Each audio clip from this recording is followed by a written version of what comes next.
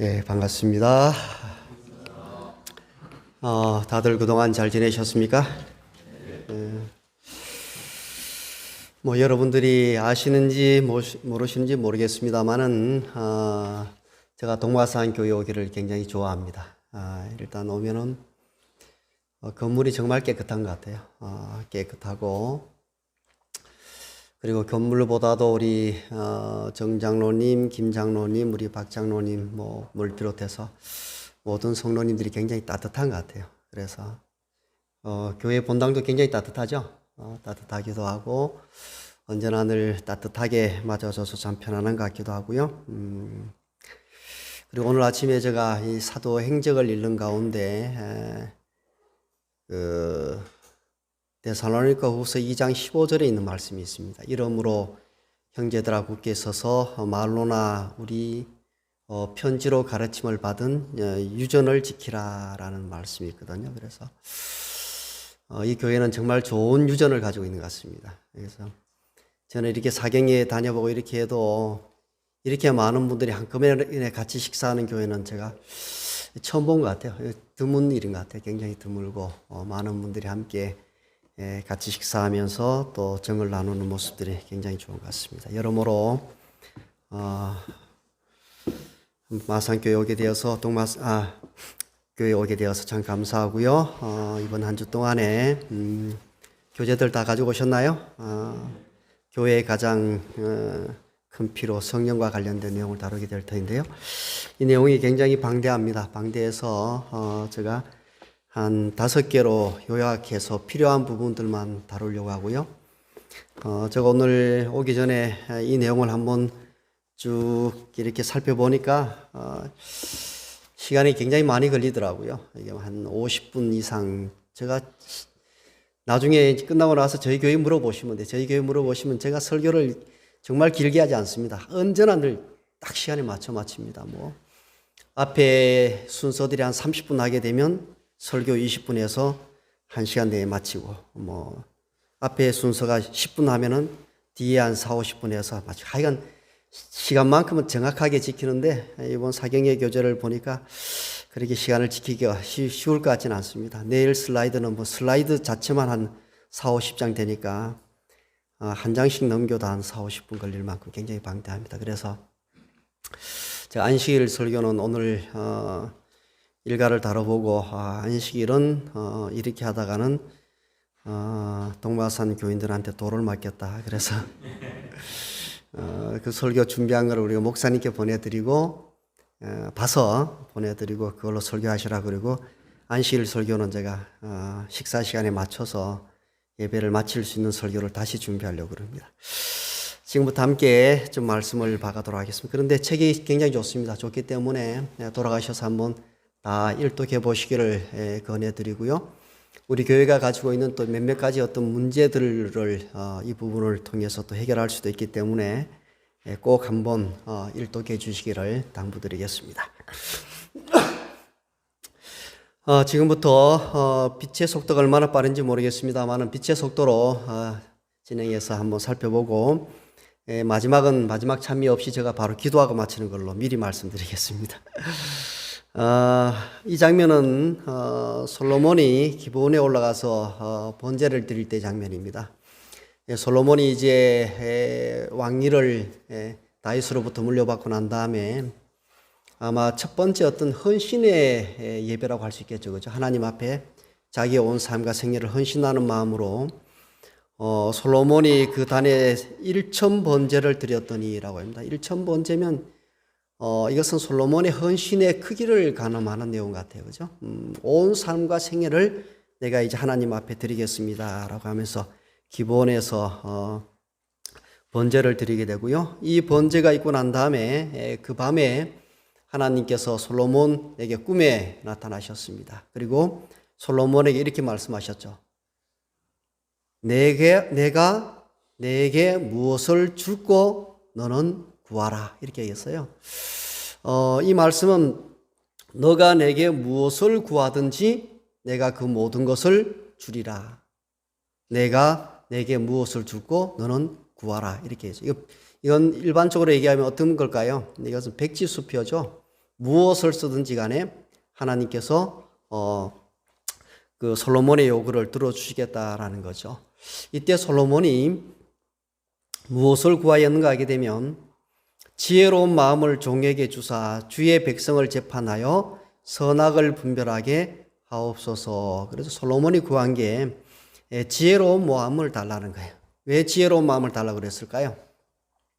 사실은 다윗이 통치하면서 나라가 굉장히 강성하고 큰 나라를 이루었잖아요. 그죠? 아버지로부터 그 큰 나라를 물려받고 난 다음에 아버지의 대를 이어서 이 하나님의 나라를 잘 다스려야 될 거 아니에요. 그죠? 그러니까 자기에게 지금 가장 필요한 것이 지혜로운 마음이 필요하다라고 해서 지혜로운 마음을 종에게 주십시오라고 했습니다. 그런데 이어지는 말씀을 보게 되면 정말 좋은 말씀이 있습니다. 이것은 뭐 여러분들은 어떻게 느낄지 모르지만 저는 굉장히 좋아합니다. 그게 뭔가 하게 되면 솔로몬이 이것을 구하며 그러더니 뭐라고 그럴까요?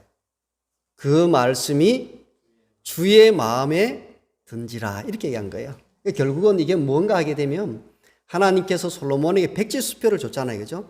너가 이제 왕위에 올랐고 너가 이렇게 일천번제를 드리면서 내 온 삶과 생애를 헌신하기로 이렇게 한 모습들을 보고 내가 너에게 너가 무엇을 구하든지 내가 들어줄 것이다 라고 약속을 해준 거예요. 그러면서도 그런 게 있잖아요. 그죠? 부모들이 자녀에게 너 뭘든지 구해봐. 그럼 내가 해줄게. 그러면서도 부모가 자녀가 이것을 구했으면 하는 바람이 있는 것처럼 하나님도 그런 바람을 가슴에 품고 있는 거예요. 그런데 지금 이 솔로몬이 입을 열어서 딱 구한 것이 지혜로운 마음을 종에게 주십시오라고 구한 거예요. 그랬더니 이 말씀이 뭐였다라는 거예요. 하나님이 생각하고 기대하고 있었던 그 내용과 일치했다라는 거잖아요. 그죠? 그래서 그 말씀이 주의 마음에 든지라 그랬어요. 하나님이 얼마나 기분이 좋으셨던지 솔로몬에게 이렇게 얘기합니다. 보통 사람들은 뭘 구하라 그러면 여러분 연초에 기도하셨어요? 기도하실 때 연초가 되게 되면 기도할 때 대부분이 뭘 위해 기도할까요? 올 한 해 동안 우리 가족들 건강하게 해주시고 만사형통하게 사업 잘 되게 해주시고 뭐 이런 것들 다 기도하잖아요. 그죠? 이 솔로몬도 지금 왕위에 딱 직위를 냈어요. 그러면 자기에게 연초처럼 뭔가 하나님께서 구하라 그러면 하나님은 생각할 수도 있었을 거예요. 어떤 사람은 장수를 구하는 거예요. 무병 장수를 구하는 사람 있잖아요. 그죠? 어떤 사람은요. 부를 구하는 사람도 있잖아요. 그죠? 어떤 사람은요. 자기 원수의 생명을 멸하기. 그래서 자기가 이 이스라엘 나라의 왕이니까 그 주변 나라를 모든 나라들을 다 정복해서 거대한 제국의 꿈을 이루고 싶은 그런 어떤 왕으로서의 욕망도 있을 거 아니에요. 그런데 너는 장수도 구하지 않고 부도 구하지 않고 자기 원수의 생명을 구하는 이런 백지수표를 받고 이런 것들도 구하지 않고 오직 뭐 하기만을 오직 송사를 듣고 분별하는 지혜를 구하였으니 그러더니 하나님께서 뭐라고 그래요? 내가 구하지 않은 부귀와 영광도 내게 주노니 그러지. 모든 것들을 다해. 이게 말씀이고 어디에 있는 말씀하고 비슷해요? 마태복음 6장 33절에 있는 말씀하고 비슷하죠. 너희는 먼저 그의 나라와 그의 의를 구하라. 그리하면 이 모든 것을 내게 더하시리라. 이렇게 하는 거예요. 구할 것을 구하면 나머지 것들은 뭐 해주겠다는 거예요. 구하지 아니한 부귀와 영광도 내게 주노니라고 그러죠. 구할 것을 구할 때 하나님의 인정을 받고 축복을 받는 모습들을 보게 되는데요. 여기서 우리가 생각해야 될 요소가 있습니다. 지금 우리는 그러면 무엇을 구할 것인가 하는 거예요. 솔로몬은 그때 왕위에 올라섰을 적에 하나님이 너는 내게 구하라 내가 무엇이든지 내게 이루어 주리라 라고 말씀하셨을 때 지혜로운 마음을 구했었다면 오늘 하나님께서 우리에게 너는 내게 구하라 라고 그러면 오늘 여기 계시는 모든 분들은 무엇을 구하실 것 같아요? 동마산 교회는 오늘 하나님 앞에 구하라 라고 그러면 동마산 교회가 온 교회가 한 마음으로 함께 하나님 앞에 구할 것이 어떤 것이 있으신가요? 네? 어떤 것이 있을까요? 오늘 제가 제1강으로 성령의 약속을 함께 살펴보게 될 터인데요. 지금 당신에게 가장 필요한 것은 무엇인가요? 라고 그러죠. 이게 뭔가 하게 되면 내가 뭔가를 구한다라는 말은 전제 조건이 있습니다. 어떤 전제 조건일까요? 내가 뭔가를 구한다라는 것은 지금 내게 가장 필요한 것이 무엇인지를 알아야 됩니다. 내가 가장 필요한 것이 무엇인지에 기반해서 하나님 앞에 내가 필요한 것을 구하는 거잖아요. 그죠? 그러면 우리가 이렇게 물어볼 수 있는 거죠. 지금 우리에게 필요한 것은 무엇일까요? 이런 물어보면 어떻게 답변할 수 있을까요? 여기서 한 가지 더 한 단계를 가보려고 하는데요. 우리가 무엇을 구할 것인가 하는 것은 내게 필요한 것이 무엇인지를 알아야 구할 수 있습니다. 그런데 내가 필요한 것이 무엇인지를 알려고 그러면 어떤 사람들은 진짜 자기에게 필요한 것이 무엇인지를 몰라요. 그래서 하나님께서는 뭐라고 이야기하시는가 하게 되면 내가 좋은 것으로 주시리라라고 얘기하는 것은 우리가 구하는 것을 주시지 않고 좋은 것을 준다는 말은 뭔가 하게 되면 우리가 뭔가를 구하기는 하는데 그것이 진짜 좋은 것이 아닐 수도 있다라는 거예요. 그죠? 우리에게 필요한 것이 무엇인지를 알려고 그러면 지금 우리가 살아가고 있는 이 때가 어느 때인지를 알게 되면 지금 이 상황과 이 때에는 내가 이것이 필요하고 이것이 필요하기 때문에 이것을 구하는 것입니다.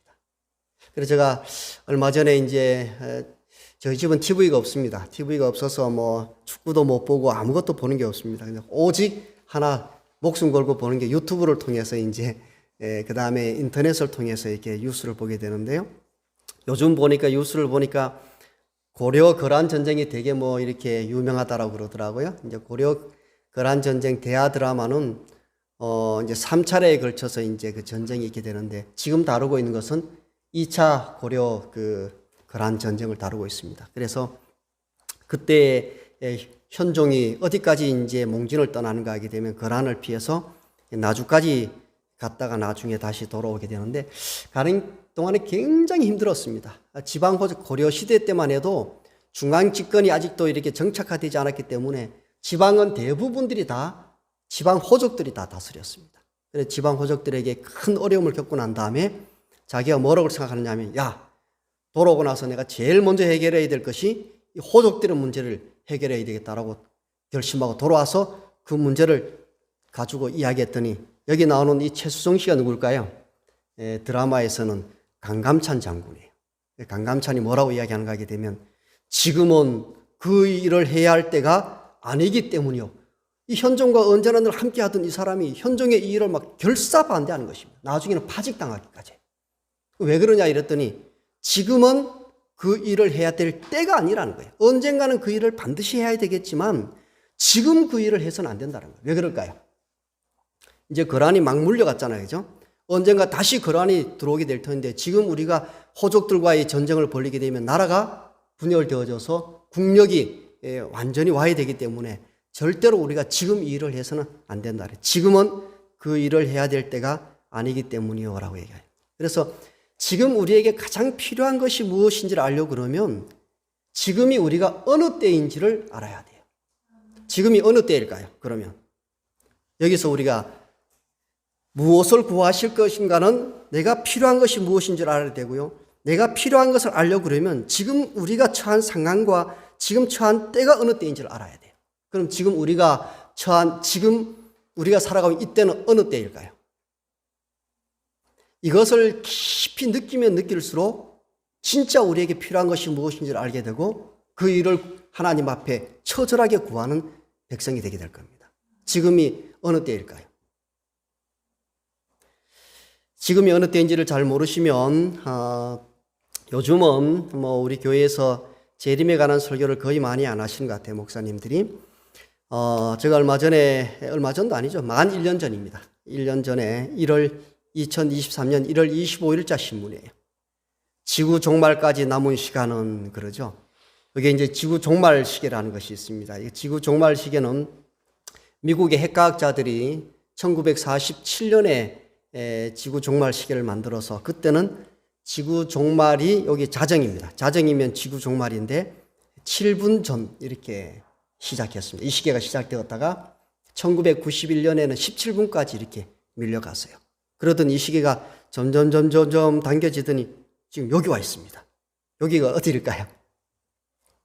여기가 어딘가 하게 되면 영어를 읽으시는 분은 그 밑을 보시면 됩니다. It is 90 seconds to midnight. 자정까지 90초. 그러면서 그 신문기사가 어떻게 떴는가 하게 되면 2020년 자정 전 100초로 이동한 뒤에는 남은 시간을 세는 것이 분 단위에서 초 단위로 바뀌었다. 이렇게 하는 거예요. 이게 무슨 말이에요? 미국의 핵과학자들과 기후학자들이 모여서 함께 지구 종말 시계를 만들고 지구의 종말이 언제 올 것인가를 이렇게 계속 계산하고 있는데 2000년 딱 들어서면서부터는 이제는 지구 종말을 뭐로 헤아리지 않더라는 거예요.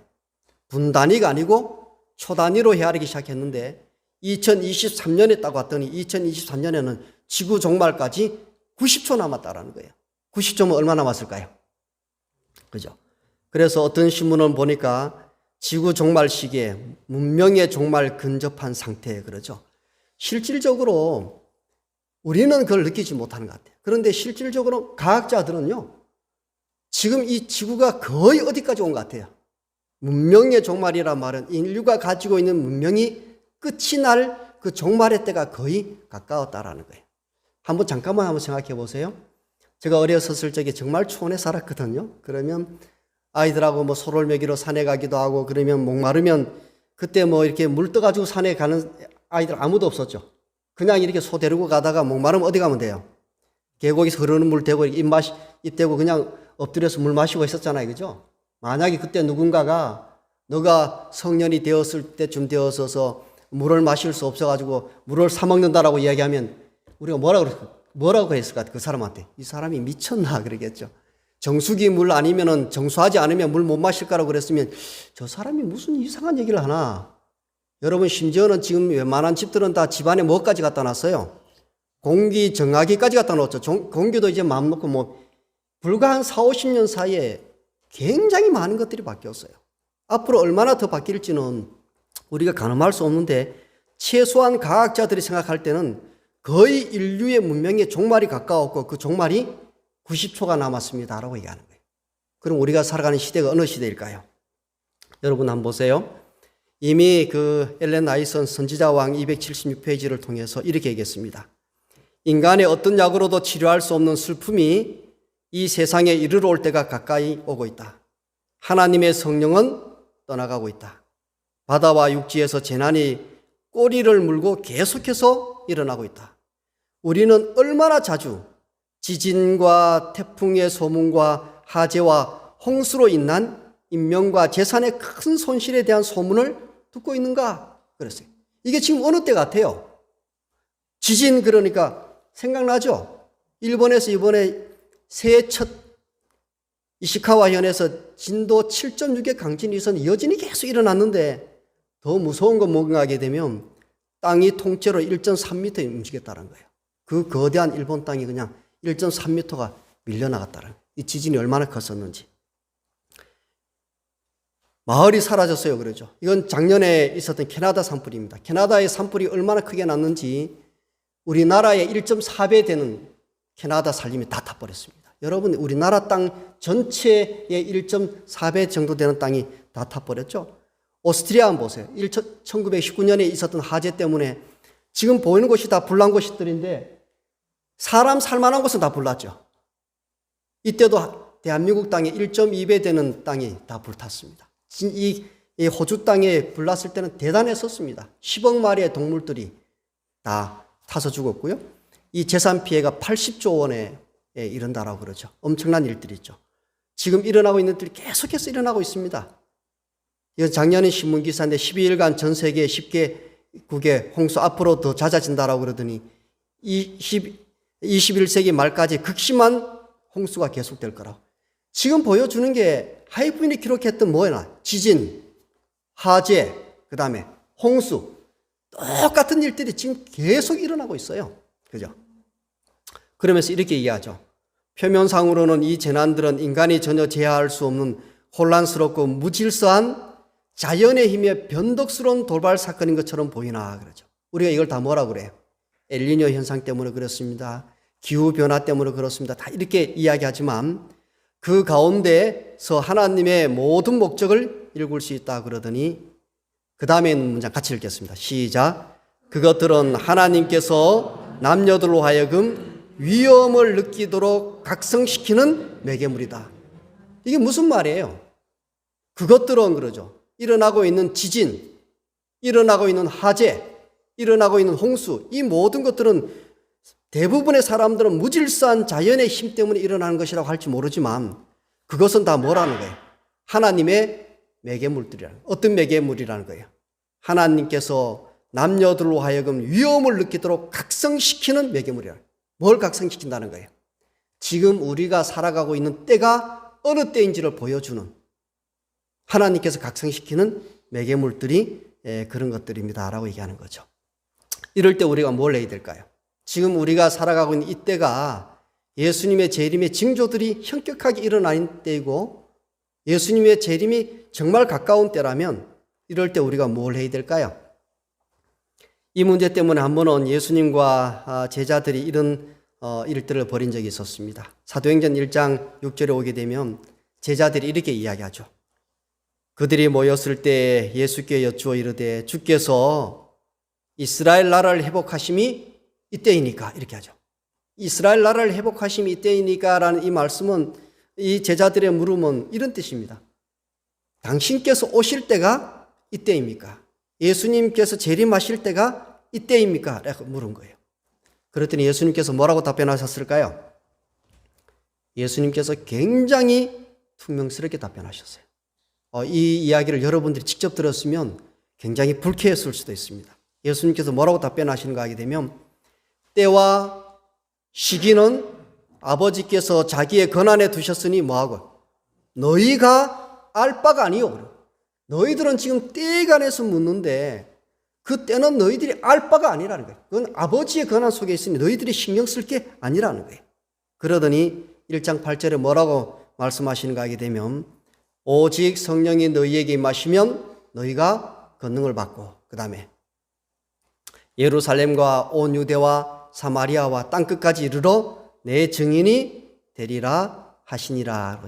예수님의 이 말씀의 핵심이 있습니다. 이 말씀의 핵심을 오늘 교재 35페이지에서는 이렇게 얘기했습니다. 우리는 관심의 대부분을 그리스도의 오심에 쏟고 있다는 거예요. 예수 재림교인들은 뭘 기다리고 있어요?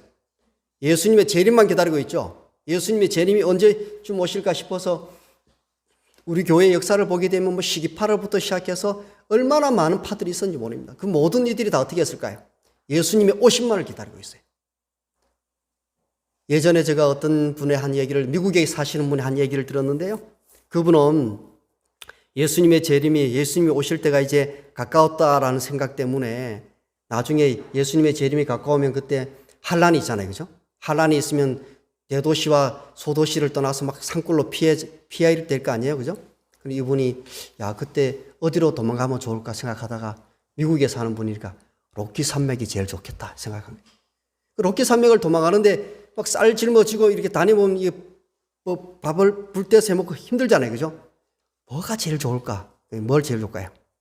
라면이 제일 좋겠다. 그래서 들리는 소문에 로키 산맥 곳곳에다 라면을 그분이 갖다 묻어뒀다는 거예요. 그러면 갈 때 라면은 한 봉지만 딱 뜯으면 그 안에 수프와 물 다 있잖아요. 그죠? 우리는 항상 뭐에 관심이 많아요? 예수님이 언제 오시는가에 관심이 많다라는 거예요. 근데 분명히 때는 누구의 권한인 거예요? 하나님께 속한 것이고 너희의 알 바가 아니라고 그랬어요. 그러더니 이어서 뭐라고 이야기하는가 하게 되면 그리스도는 우리가 그분께서 다시 오실 때에 관심을 가지는 것보다 우리가 그분의 재림을 위하여 준비되는 것에 더욱 많은 관심을 가지셨다. 예수님은 뭐에 대한 관심이 있어요? 제자들은 예수님이 오심과 그 때에 관심이 있었다면 예수님의 관심은 어디 있었다라는 거예요? 그 예수 그리스도의 재림을 위하여 준비되는 것에 관심이 있었다라는 거예요. 그래서 우리가 지금이 살아가는 이때가 어느 때인지를 알면은 그 다음에 우리가 뭘 해야 될까요? 예수 그리스도의 재림을 위하여 우리가 준비해야 됩니다. 그래서 예수님의 재림을 위해서 어떻게 준비해야 될지를 가만히 한번 생각해 보세요. 예수님께서 2025년 1월, 오늘이 16일인가요? 1월 16일에 예수님이 오세요. 그러면 우리가 그 예수님의 오심을 위해서 무엇을 준비해야 될까요? 우리에게 있어서 예수님의 재림을 위해서 가장 중요하고 가장 시급한 재림의 준비가 뭘까요? 이걸 알면은 그 다음에 우리가 하나님 앞에 무엇을 구할지를 알게 돼요. 가장 중요하고 가장 시급한 예수 그리스도의 재림을 위한 준비가 무엇일까요? 한번 개인적으로 한번 대답해 보세요. 예수님이 5년 1월 16일에 오세요. 그러면 우리가 1년 남았어요. 그럼 이 1년 동안 우리가 뭘 준비해야 될까요? 우리가 준비할 거. 네? 네? 제가 이제 나이가 이제 50 중반을 넘어서고 이제 60에 가까우니까 뭐 웬만큼 얘기해도 귀가 잘 안 들립니다. 그래서 말씀하실 때 또이또이하게 이렇게 정확하게 발음을 하셔야, 예? 제일 중요한 준비는 이거예요. 사도 바울은 정말 열심히 사셨던 분이지만 사도 바울에게도 뭐가 있었는가? 염려가 있었습니다. 사도 바울의 염려가 뭔 줄 아세요? 사도 바울은 이렇게 얘기했습니다. 고린도전서 9장 26절에 그러므로 내가 다름질하기를 향방 없는 것 같이 아니하고 싸우기를 허공을 치는 것 같이 아니하여 그러더니 9장 27절에 이렇게 얘기하죠. 내가 내 몸을 처 복종하게 하면 내가 남에게 전파한 후에 그러더니 뭐라고 그럴까요? 자기가 도리어 버림이 될까 두려워함이로라. 사도 바울에게 두려움이 있었어요. 사도 바울에게 있었던 두려움은 어떤 두려움일까요? 내가 이렇게 열심히 복음을 전하는데 내가 이렇게 열심히 많은 사람들에게 복음을 전해놓고 나서 정작 예수님이 재림하는 그날에 내가 그분 앞에 서지 못한다면 내가 그분께 버림을 당하게 된다면 이것만큼 내가 두려운 것이 어디 있겠습니까? 라고 얘기하는 거예요. 제가 예전에 이 교회에 우리 최윤호 목사님이 담임하셨죠. 한때 담임하신 적이 있으셨죠? 최윤호 목사님 머리가 굉장히 좋습니다. 저희 친구인데 영남 36 중학교 같이 다니고 고등학교 같이 다니다가 졸업은 한국 36 가서 졸업했습니다. 졸업을 했는데 우리 목사님과 같이 중학교 다닐 적에 이제 바둑을 좀 최윤호 목사님 바둑을 잘 두는데 알고 계시는가요? 목사님에 대해 잘 모르시죠? 잘 모르시네요, 그죠? 그분이 이제 그 예전에 저도 이제 같이 친구니까 바둑을 두니까 같이 따라서 이제 같이 자취방에 앉아서 바둑을 같이 뒀을 때가 있습니다. 그러면 그때 했던 말이 있습니다. 아직도 생각이 나는데 뭐라고 그러냐면 아생연후에 살타라 이렇게 했어요. 아생살타 이렇게 하거든요. 아생살타, 아생연후 살타 이랬대. 이게 무슨 말이에요? 아생 나아자, 그 다음에 살생자, 내가 산 연후 그 다음에 살 죽이는 거예요. 뭘 죽일까요? 다른 사람이. 그래서 고수와 하수의 결정적인 차이는 뭔가 하게 되면 하수들은 바둑을 뜨면요 상대편이 막 돌 잡으려고 막 정신없이 막 잡으려고 싸움 바둑을 두다가 나중 가면 어떻게 될까요? 대마가 죽어버려. 다 죽어서 그냥 회복 불능이에요. 근데 고수들은 어떻게 할까요? 제일 먼저 자기 집부터 먼저 지어요. 내가 살고 난 다음에 그 다음에 어떻게 할까요? 그걸 기반으로 해서 다른 돌을 공격해서 잡는 거잖아요. 그죠? 신앙도 마찬가지. 사도 바울의 경험도 마찬가지예요. 사도 바울에게 있어서 가장 큰 필요는 뭔가 하게 되면 예수님이 1년 후에 재림하신다면 그날에 누가 그 자리에 있어야 될까요? 내가 그 자리에 있어야 되는 거죠. 그죠? 그래서 사도 바울은 예수님이 재림하시는 그때 내가 그분 앞에 설 수 있도록 지금 준비하는 거예요. 이게 중요한 거죠. 그래서 가장 중요하고 가장 시급한 재림의 준비는 하나님의 날이 임하기를 바라보고 간절히 사모하면서 14절에 보니까 뭐라고 얘기할까요? 그러므로 사랑하는 자들아 너희가 이것을 바라보나니 주 앞에서 점도 없고 흠도 없이 평강 가운데 나타나기를 힘쓰라는 거예요. 여러분들이 지금 예수님이 재림이 가까웠다면 그날을 바라보고 간절히 사모하되 그날에 설 수 있도록 주님 앞에 설 수 있도록 점도 없고 흠도 없이 평강 가운데 그분 앞에 설 수 있도록 지금 뭐 하라는 거예요? 힘써 준비하라라는 거예요. 지금 우리가 뭘 위해 살아야 되는가? 예수님의 재림이 정말 가깝다면 우리가 그분이 오시는 그날에 우리가 주님 앞에 점도 없고 흠도 없이 설 수 있도록 우리가 지금 준비해야 될 때입니다. 온 사력을 다해서 그분이 재림하시는 그날에 그분 앞에 설 수 있도록 우리의 삶을 준비하는 것입니다. 여기서 점도 없고 흠도 없이 라는 이 말씀의 의미를 실물교훈에서는 이렇게 설명했습니다. 저는 이 문장을 보면 좀 두근거리기도 하고 좀 그러기도 합니다. 실물교훈 69페이지에 뭐라고 얘기했을까요?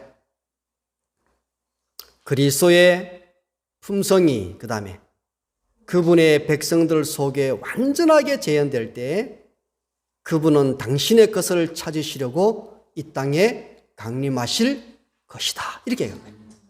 예수님이 재림할 때 그 재림의 날에 설 사람들은 어떤 사람일까요? 그리스도의 품성이 그들의 삶 속에 완전히 재현된 사람들이 그날에 설 거라는 거예요. 그래서 사도 바울은 이렇게 이야기하죠. 나의 자녀들아, 너희 속에 그리스도의 형상이 이루기까지 다시 너희를 위하여 해산하는 수고를 하노니 그러죠. 사도 바울의 고민도 이거예요. 너희 속에 뭐가 이루어지도록?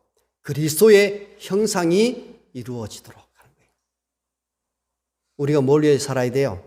정말 우리가 살아가는 이 시대가 문명에 정말 90초를 남겨두고 있고 예수님이 재림하실 때가 가까웠다고 그러면 우리가 그날을 위해서 준비를 해야 되는데 첫 번째 준비가 뭘까요? 그분 앞에 점도 없고 흠도 없이 나타나기를 힘쓰라는 거예요.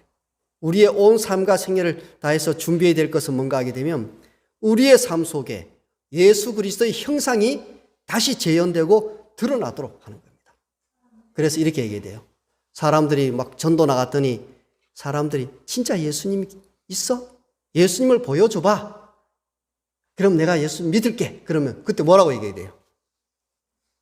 너희 속에 그리스도의 형상이 이루어졌다고 그러면 우리 삶 속에 그리스도의 품성이 재현되어 있으면 뭐라고 얘기해야 돼요? 나를 본 자는 예수를 보았거늘 어찌하여 예수를 보이라. 이게 예수님의 말씀이에요.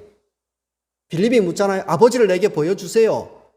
이렇게 얘기하죠. 그때 예수님 뭐라고 그래요? 나를 본 자는 아버지를 보았거늘 어찌하여 아버지를 보이라 하는 이렇게 얘기하는 거예요. 왜? 예수 그리스도 속에 아버지가 완전히 재현되는 삶을 사셨기 때문에 그래요.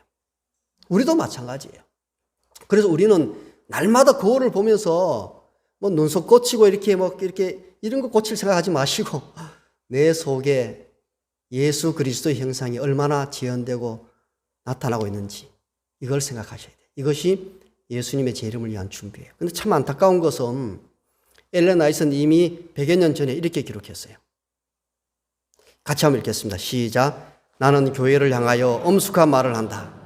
현재 교회의 농명책에 기록되어 있는 20명 중 한 사람도 지구 역사를 끝마칠 준비가 되어 있지 않다.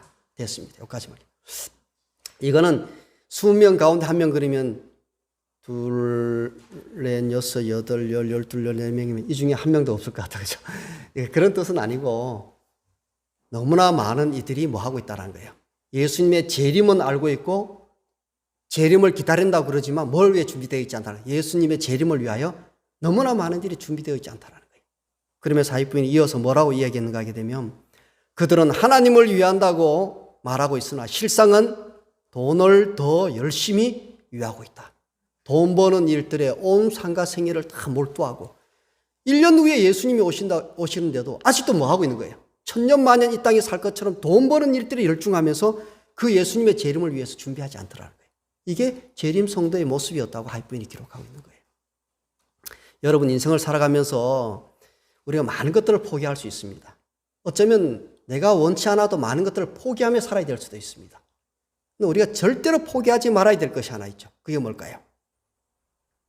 우리는 어떠한 대가를 지불하고서라도 영원한 영광에 중한 하늘의 무한한 보화와 그 가치를 헤아릴 수 없는 유산을 획득해야 한다. 우리가 어떤 대가를 치렀더라도 뭘 잃어버리면 안 될까요? 하늘나라는 잃어버리면 안 돼요. 우리가 이 땅을 살아가면서 하늘나라를 얻을 수 있는 것이라면 이 땅에 있는 그 어떤 것이라도 잃어버릴 수 있는 사람이 되어야 돼요. 그래서요, 지금 우리가 살아가는 이때가 정말 문명의 종말이 가깝고 세상의 끝이 가까웠다면 우리는 예수님의 재림을 맞을 준비를 하셔야 돼요. 그 준비는 나를 위한 준비입니다. 왜? 내가 그날에 그분 앞에 있어야 되니까. 그 준비는 우리의 삶 속에 예수 그리스도의 형상이 드러나는 거예요. 이게 우리가 준비해야 될 가장 중요한 준비예요. 두 번째 준비가 있습니다. 가장 중요하고 가장 시급한 재림의 준비는 첫 번째는 내 삶을 준비하는 것이라면, 내 영혼을 준비하는 것이라면, 두 번째 준비는 뭘까요? 진짜 1년 후에 예수님이 오세요. 그러면 지금 여러분은 뭘 하시겠어요, 지금? 1년 후에 예수님이 오시면 사도 바울과 관련되어져서 사도 바울은 살아도 주를 위해 죽어도 주를 위해 살았던 삶입니다. 이것은 로마서 14장 8절에 있는 말씀인데요. 우리가 살아도 주를 위해 살고 죽어도 주를 위하여 죽나니 그러므로 사나 죽으나 우리가 주의 것이로다. 참 멋진 고백이죠. 로마서 14장 8절에 있는 말씀인데요. 이 살아도 주를 위해 죽어도 주를 위해 살았던 사도 바울은 일평생을 살았던 삶의 모습이 있습니다. 그게 뭔가 하게 되면 나의 달려갈 길과 그 다음에 주 예수께 받은 사명 곧 하나님의 은혜의 복음 증거하는 일을 마치려 하면은 나의 생명을 조금도 귀한 것으로 여기지 아니하노라. 사도 바울은 그의 온 삶과 생애를 다해서 영혼을 구원하는 일에 그의 모든 정력을 다 투자했다라는 거예요. 여러분 아시죠? 사도 바울이 어떤 사람이었어요? 사도 바울은요, 나면서 로마 시민권을 가졌어요. 나면서 로마 시민권을 가졌다는 말은 아버지가 진짜 부자였다는 거예요. 길리기아 다소에서. 그래서 돈을 가지고 이 아들이 태어나기도 전에 이미 로마 시민권을 아버지가 사버렸어요. 그래서 사도 바울은 태어나면서 시민권을 가지고 태어났어요. 여러분, 그 당시에 로마 시민권을 가졌다는 것은 엄청난 특권이 있었습니다. 그런데 아버지가 얼마나 돈이 많은지 이 아들을 어디로 또 유학 보내요? 예루살렘으로 유학 보내서 가말리엘 문화에서 최고의 학문 배우게 하죠. 그 당시에 최고의 학문을 배웠어요. 그리고 그가 보통은 사내들인 회원이 결혼을 해야 사내들인 회원을 시켜줬습니다. 근데 사도 바울은 어떻게 했을까요? 총각 때 이미 사내들인 회원이 되어버렸어요. 국회의원이 된 거예요. 20대 때 그 젊은 나이에 국회의원 됐죠. 최고의 가말리엘 문화에서 학문을 배웠죠. 아버지 부자죠. 그의 인생이 어땠을까요? 근데 그가 예수님 만나 인생 쫄딱 망했죠. 모든 걸 다 버렸잖아요. 국회의원직 버리고 아버지 재산 다 버리고 맨날 하는 일이 뭘까요? 영혼을 구원하는. 왜? 예수님 그날 오실 때 우리가 하늘에 가지고 갈 수 있는 게 뭐 있을까요? 이 땅에서 그 어떤 것들을 가져도 하늘나라에 가지고 갈 수 있는 것은 아무것도 없습니다, 여러분. 하늘에서 한 달란트 되는 34kg 되는 우박들이 떨어지면요, 우리가 가지고 있는 이 모든 것들이 다 사라질 거예요. 아무것도 없어요. 지금 우리 아이 이제 손녀딸이 다음 주인가 돌이어서 지금 집사람하고 금반지 사러 가려고 지금 고민하고 있습니다. 요즘 한돈이 되게 비싸다고 그러더라고요. 그런 거 뭐 하늘나라 가져갈 수 있을까요, 없을까요? 아무것도 없어요. 오직 가지고 갈 수 있는 게 뭐밖에 없어요. 내가 이 땅에서 이루었던 그 예수님을 닮은 품성과 내가 이 땅에서 수고하여 얻었던 영혼들만 하늘에 가지고 갈 수 있는 거예요. 그래서 우리가 예수님의 재림을 위해서 준비한다는 것은 나의 품성을 준비하는 것이고 그 다음에 영혼을 준비하는 거예요. 그래서 디모데후서 4장 5절을 보게 되면 그러나 그대는 언제나 정신을 차리고 복음을 전하는 일에 힘을 다하여 그대의 사명을 완수하시오 그러죠. 저는 이 말씀이 굉장히 좋습니다. 어떤 대가를 치르고서라도 길 잃고 헤매는 양을 구하는 것이 그의 목적이다. 어떤 대가를 치르고서라도 영혼을 구원하는 것이 우리의 목적이다. 여러분 생각해 보세요. 1년 후에 예수님이 오세요. 그죠? 그 1년 후면은 어떤 이들은 영생, 어떤 이들은 영멸, 운명이 결정지어져요. 그러면 여러분 지금 뭘 하시겠어요? 내 가족의 구원을 위해서 정말 사력을 다해야 되지 않을까요? 그 하늘나라가 그렇게 아름다운 곳이라면, 예수님의 재림이 역사적인 사실이고 그 하늘나라가 정말 좋은 곳이라면 내가 사랑하는 그 가족들을 데리고 가야 되지 않겠어요? 그들을 준비시켜야 되는 게 우리가 지금 해야 될 일이라는 거예요. 근데 우리가 지금 때가 어느 때인지를 알면서도 이 땅에서 천년만년 살다가 이 땅에서 인생이 끝이 나고 예수님의 재림이 없을 것처럼 그렇게 살아가셔서는 안 된다는 거예요.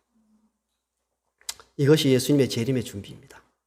그래서 재림을 준비하기 위해서 우리에게 필요한 것이 뭔가 하게 되면 교재 35페이지 이렇게 얘기했습니다. 성령의 침례는 그분의 오심을 위해 필수적이다라고 해요. 이유가 뭘까요? 여기서 이제 우리가 구하는 게 성령의 충만함을 구하는 거예요. 왜 성령의 침례가 그분의 오심을 위해 준비하는 일에 필수적인 것일까요? 우리가 그분의 오심을 위해 준비하는 것은 사랑하는 영혼들을 준비해서 함께 하늘에 가도록 준비시키는 것과 관련되어 있잖아요. 그죠? 그래서 성령을 왜 우리가 성령의 침례가 그분의 오심을 위해서 필수적인 사건인가 하게 되면 이 말씀도 한번 같이, 이 말씀은 제가 읽고 그 다음 문장을 같이 읽겠습니다. 실물권 328페이지. 복음 사업이 그처럼 무력한 이유는 성령의 임재가 없기 때문이다. 학식과 달란트와 웅변과 선천적 또는 후천적 재능을 다 가졌다 해도 하나님의 성령의 역사가 없이는 한 사람의 마음도 감동시킬 수 없고 단 한 명의 죄인도 그리스도를 믿게 할 수 없다. 우리가 영혼을 준비해야 예수님의 재림을 맞이하는데 뭐가 없으면 하나님의 성령의 역사가 없이는 한 사람의 마음도 감동시킬 수 없고 한 명의 죄인도 예수를 믿게 할 수 없다라는 거예요. 그래서 우리에게 예수님의 재림을 위해서 준비하는 삶 가운데 가장 크게 우리가 구해야 될 게 뭘까요? 성령의 충만한 역사를 구하는 거예요. 이 동마성 교회에 2024 한 해 동안 성령의 충만한 교회가 되도록 사력을 다해 기도하는 거예요. 왜? 그렇게 해야만 우리가 주의 재림을 위해서 영혼들을 얻을 수 있기 때문에 그래요. 여러분 살아보잖아요. 부부간에도 얘기해 보세요. 내가 그렇게 돈 다 벌어주고 다 해줘도 말 듣는 거 안 듣습니다. 그죠? 자녀들 한번 해보세요. 되는가? 안 됩니다. 하나님의 성령의 역사가 없이는 한 사람의 마음도 감동시킬 수 없습니다. 단 한 명의 죄인도 그리스도를 믿게 할 수. 그래서 우리에게 뭐가 필요할까요? 충만한 성령의 충만한 사람으로 살아가야 될 필요가 여기에 있는 거예요. 그 다음에 있는 문장 같이 읽겠습니다. 시작. 이와 반면에 저희가 그리스도와 연합하고 성령의 선물을 갖게 된다면 아무리 가련하고 무식한 제자일지라도 사람의 마음을 움직일 수 있는 능력을 갖게 될 것이다. 하나님의 영이 역사하면 사람의 마음을 움직일 수 있는 능력을 갖게 될 것이고요. 그 다음 문장 읽겠습니다. 시작. 하나님께서는 그들로 하여금 이 우주에서 최고의 감마를 끼치는 통로가 되게 하실 것이다. 하나님의 거룩한 역사가 움직이는 통로를 우리로 하여금 만들어 주시겠다라는 거예요. 이 이야기가 어디 있는가 하게 되면 여러분 교재를 펼쳐보세요. 펼치면 제일 첫 번째 6페이지가 어떻게 되어 있는가 하게 되면 16페이지. 하나님은 준비가 되셨는데가 있습니다. 하나님은 준비가 되셨는데 그런데 그 아래 바로 아래 보게 되면 침례받은 지 1년 만에라는 자그마한 제목이 있습니다. 이 이야기를 읽어보셨나요? 여기 어느 시골 마을에 노동일을 하는 가오라는 분이 계셨는데 침례를 받았는데요. 가족도 없고 변변치 못한 교육도 받았는데 게다가 뭐도 없어요. 글도 못 읽고 기억력도 굉장히 나빠요. 그런데 예수님을 사랑하고 예수님을 전하고 싶어요. 내가 글을 읽을 수만 있으면 내가 어떻게 예수님을 전해보겠는데 그래서 어느 안식 오후에 가오가 자신의 믿음을 남들에게 전하게 해달라고 주님께 간구하리라 마음을 먹고 그리고는 성령님께서 권능을 주시기를 오랜 시간 기도했다라는 거예요. 그런데 이 가오에게 놀라운 일이 일어나죠. 그의 귀에 한 음성이 들려옵니다. 뭐라 그래요? 시편 62편을 읽어라. 가오가 그 음성을 듣는데 나는 글도 모르고 아무것도 모르는데 이게 무슨 얘기야? 그런데 다시 음성이 들려왔습니다. 시편 62편을 읽어라. 그 음성이 너무나 명료했기 때문에 자기가 성경을 딱 펼쳐 시편 62편을 펼쳤는데 시편 62편 그냥 읽혀지는 거예요. 글도 읽지 못했던 그가 읽게 된 거예요. 나중에는 이 기억력이 얼마나 좋아졌는지 시편 전체를 다 암송해 버렸어요. 너무 흥분했죠. 그리고 나서 그가 이 하나님이 주신 능력을 통해서 놀라운 일들을 이루게 되는데요. 그의 간증과 사역으로 인해서 180명이 침례를 받았는데 이것은 가오가 침례를 받은 지 1년 만에 이루어진 사건이라는 거예요. 하나님의 영이 역사하면 지금도 뭐가 일어나요? 크고 놀라운 사역들이 일어날 수 있다는 거예요. 오늘 우리의 모습이 왜 이러할까? 지금 우리가 정말 구해야 될 것이 무엇일까? 그것은 이 교회에 충만한 하나님의 영의 역사를 경험하는 교회가 되어서 그렇게 살아가는 거죠. 초대교회를 한번 보세요. 초대교회는 떡을 떼고 기사 표적이 일어나고 모든 일들이 일어나잖아요. 그죠? 제자의 수가 3,000이 되고 5,000이 되고 주께서 구원받는 사람을 날마다 더하게 해주시는 역사가 일어났습니다. 사도행전 37페이지. 성령은 기다리며 기도하는 제자들에게 충만히 임했으며 모든 사람은 그것을 체험했다. 무한하신 분께서는 당신의 교회에게 능력 있게 자신을 나타냈다. 그러자 어떤 일이 일어났는가 그랬어요. 하나님의 영이 충만하게 하나님의 교회에 역사하니까 그러자 어떤 일이 일어났을까요? 하익부에는 단순하게 기록했습니다. 하루에 수천 명이 회개하였다.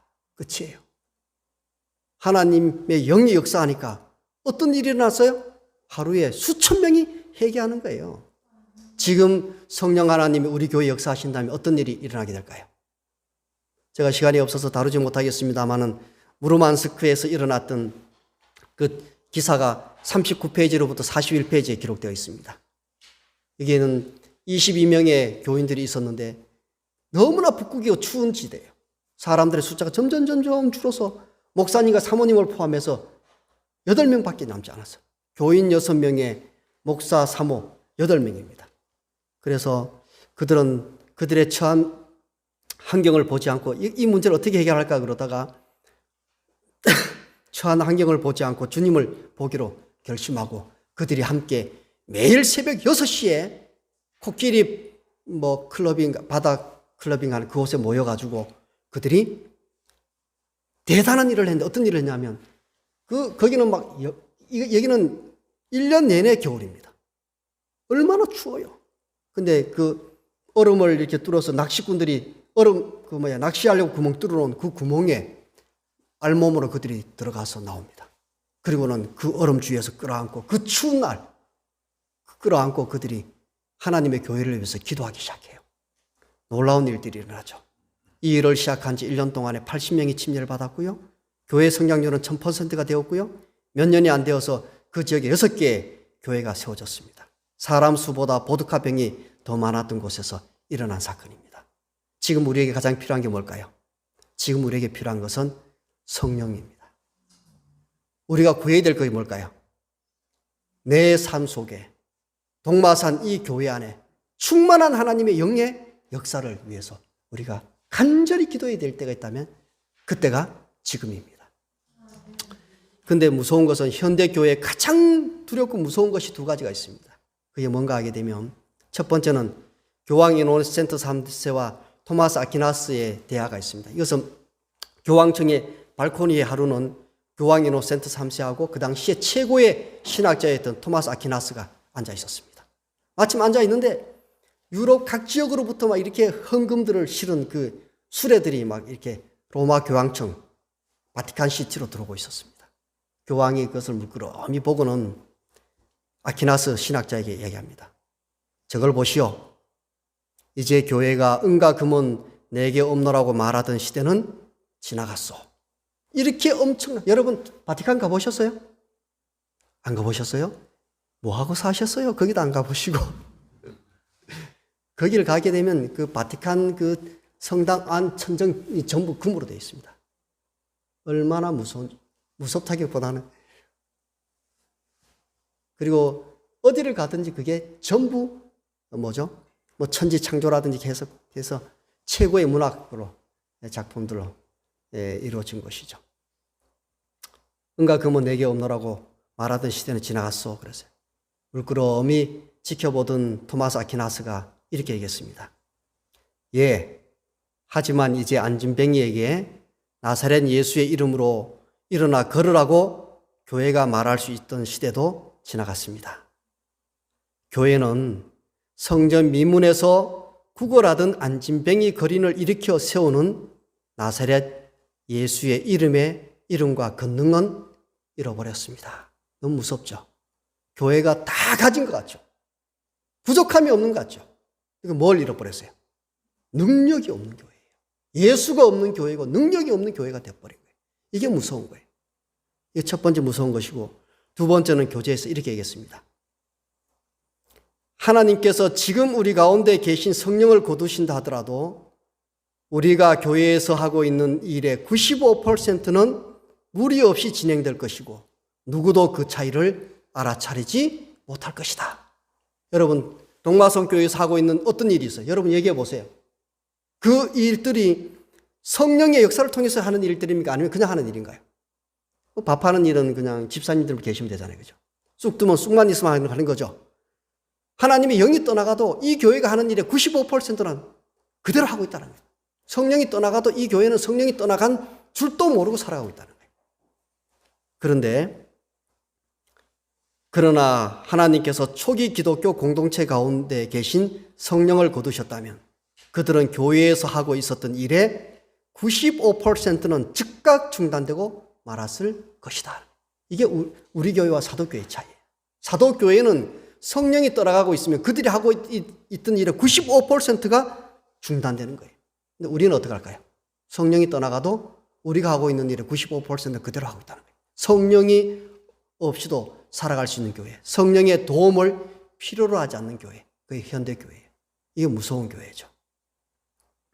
그래서 우리 교회가 이런 교회가 되었으면 안 될 것 같아요. 진짜 우리가 어떤 일을 하든지 간에 하나님의 영의 역사와 도우심을 통해서 살아가는 교회, 성도가 되었으면 좋겠습니다. 마지막 문장 같이 읽겠습니다. 시작. 우리의 하늘 아버지께서는 세상의 부모들이 저희 자식들에게 좋은 선물을 주고 싶어하는 그 이상으로 당신께 구하는 자들에게 성령을 주시려고 하신다. 이렇게 성령을 주시기를 원하시는 분 누구라는 거예요? 하늘에 계신 하나님이시라면 우리가 성령을 받지 못하는 게 얼마나 이상한 일일까요? 왜 받지 못할까요? 구하지 않기 때문입니다. 왜 구하지 않을까요? 지금 우리에게 무엇이 필요한지를 모르기 때문에 그렇습니다. 왜 우리가 지금 우리에게 필요한 것을 모를까요? 지금 우리가 살아가고 있는 이때가 아직도 어느 때인지를 모르기 때문에 그래요. 때를 알면 지금 필요한 것이 무엇인지 알게 될 것이고요. 지금 필요한 것이 무엇인지 알게 되면 우리가 뭘 구하게 될까요? 성령을 구하는 교회와 성도가 될 것입니다. 그래서 다른 것들은 다 잊어버리셔도 좋아요. 우리가 이 한 해 동안만큼은 우리의 어떤 힘과 능력으로 살아가는 교회가 아니라 하나님의 영의 역사를 통해서 살아가는 교회, 성도가 되었으면 좋겠습니다.